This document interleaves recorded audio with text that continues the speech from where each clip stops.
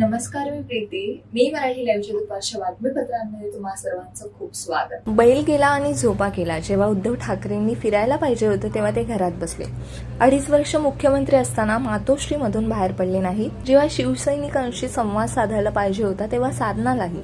अख्खी शिवसेना एकनाथ शिंदेंच्या सोबत गेली तेव्हा त्यांना जाग येते, परंतु आता जागा घेऊन त्यांच्या हाताला काहीच लागणार नाही, अशा शब्दात भाजपा नेते प्रवीण दरेकर यांनी उद्धव ठाकरे यांच्या यवतमाळ वाशिम दौऱ्यावर खोचक टीका केली. मुख्यमंत्र्यांचे चिरंजीव श्रीकांत शिंदे यांनी काल नाशिकमधून हेमंत गोडसे यांची उमेदवारी जाहीर केली. त्याबद्दल प्रवीण दरेकर यांना प्रश्न विचारण्यात आला.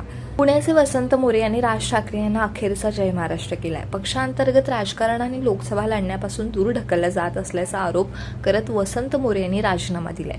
मात्र 17 वर्षांची मनसेची साथ सोडताना वसंत मोरे यांना अश्रू अनावर झालेत. मनसेची डॅशिंग आणि राज ठाकरेंचे कधी काळी जवळचे नेते अशी ओळख असलेले आणि पुणेकरांचे तात्या अर्थात वसंत मोरेंनी मनसेला अखेरचा रामराम केला.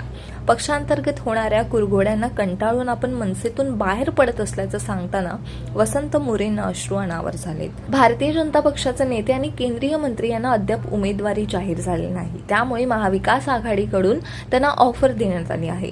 त्या ऑफरला भाजपाकडून उत्तर देण्यात आले आहे. भाजपाचे महाराष्ट्रातील जागा वाटप अद्याप जाहीर झाले नाही.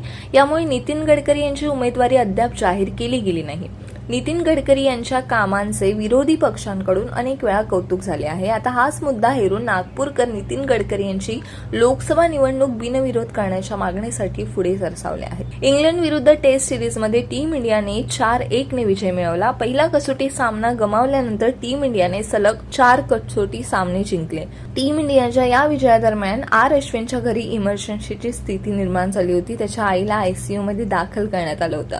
त्यामुळे अश्विनला राजकोट टेस्ट सोडून चेन्नईला जावं लागले. अखेर त्या दिवशी काय झालेलं, कोणी सर्वात जास्त मदत केली याचा स्वतः खुलासा अश्विनने केलाय. अश्विनने सांगितलं त्या दिवशी रोहित शर्माने त्याची सर्वात जास्त मदत केली होती. एखादा माणूस दुसऱ्याबद्दल इतका विचार करू शकतो यावर अश्विनला विश्वास बसत नाहीये.